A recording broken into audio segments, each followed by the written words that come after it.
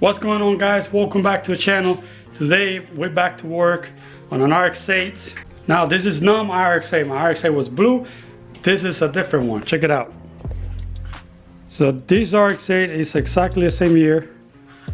It's from my customer, and we're gonna do the same thing. Just got already the engine out with transmission, and we got a 2JZ with a CD09 built to handle 800 to even 1,000 horsepower. So we're gonna get started on this build. What I'm gonna do today is I'm gonna relocate the steering rack, do some cleanup here, and start fabricating the custom motor mounts.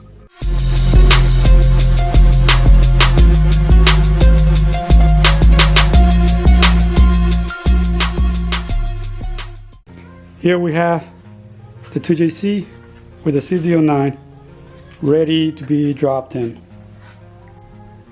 So like I mentioned, the first things we're gonna do is we're gonna relocate the steering rack because it's too high with this type of setup on the 2JZ. Collins Adapter sells a kit that lowers that steering rack about 3 inches or so. This orange bar gotta go, that's in the way. And then there is an extension from an IS250 that's gonna be installed right in there. Yeah, let's get to work.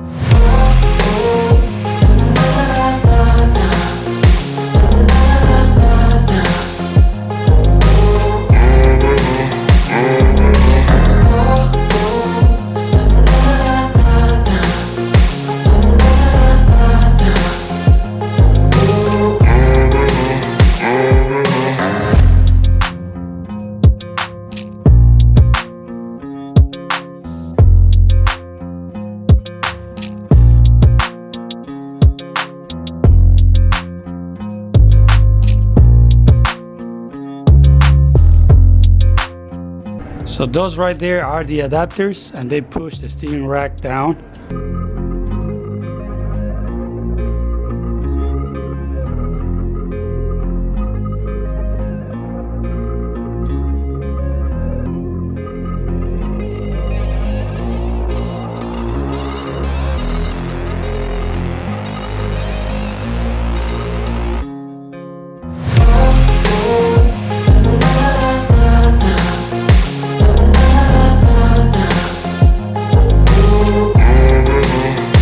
Alrighty guys, I messed with this thing for quite a bit, trying to get it into a position I liked, and this is pretty much it. So you can see here, I got it resting on jack stands down there. The steering rack needs to be relocated still. Those, they are for a K20 swap, so they don't fit these. It's not lower enough. So I'm gonna modify that bracket to extend the rack a little bit lower and clear that, because so you can see it's already pretty high, and I set it as low as possible. See the tip of the engine right there. As far as the transmission goes, it's as high as it can go. Take a look at the interior here. You can see it's pretty much almost touching the body of the car there. It's pretty centered. That's the shifter right there. So what I'm doing now is messing with motor mounts. You see right there, I got a plate bolted there, and I got another one on the other side right there. Those are universal mounts, and I'm gonna have it bolted to the factory location. That's the factory mount on the car. So I'm gonna have something extend from here, connect to the bushing, and the bushing to that plate. Same thing on the other side.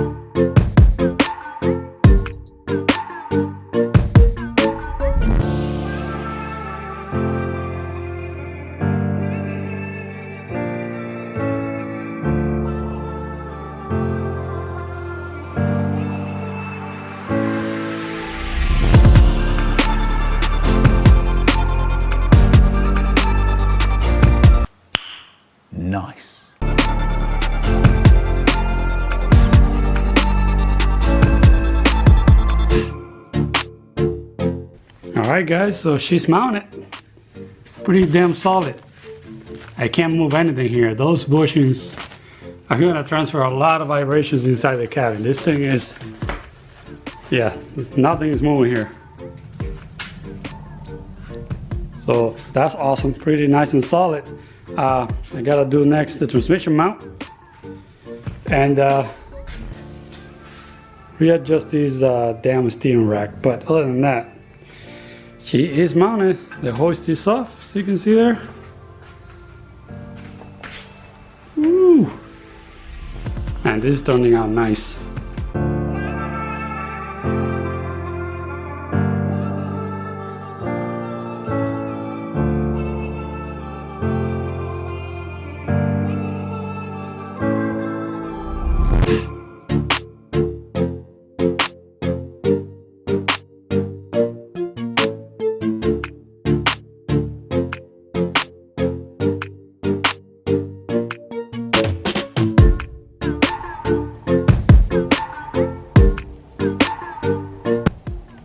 Here we go guys, this is the transmission mount, which I made it like a brace mount.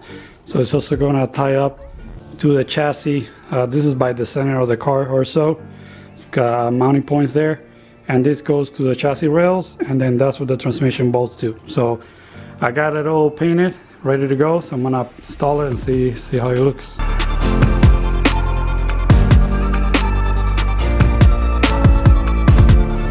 Well, there it is, mounted.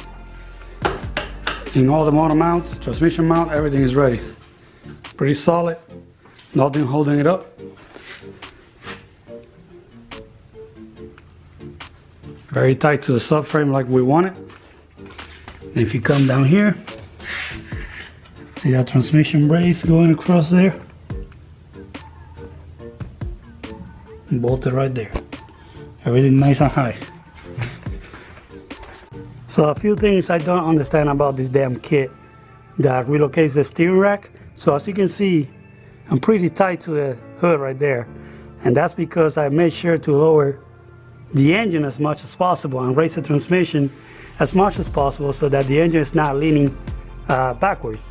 I got it pretty leveled, and as you can see, I'm right there on the hood. Now if you come down here, back in there, I'm almost touching the subframe. I got about from 1/4 to 1/2 inch clearance on that thing. Now these damn cowling adapters that relocate the steering rack don't fit. If I put them on, that knob, as you can see right there, is almost touching. If I push it up to line the holes, so you can see back there, it's about 1/2 inch off, and that's gonna hit. I can't remove that either, that little knob there. So I made some extensions out of aluminum for now, just to have it hanging here on one side. But this is something I'm gonna have to figure it out on my own. Make some custom adapters to pretty much make it sit where it's at right now. So yeah, not sure what engine that's made for, but it's definitely not for the 2JZ. Anyway, I just wanted to show you guys that thing. It's looking very pretty and sexy right now. All right, so I'm done with this guy. I'm gonna put the wheels back on it and push it outside for a little bit. So this is gonna be it for now, because we're waiting on more parts for this. The customer already has the turbo manifolds and all that stuff, but he has it at his house. He gotta bring it to me. So for now, this is gonna be it. Just stay tuned for more videos on this, guys. We got a big ass turbo for this thing. Stay tuned.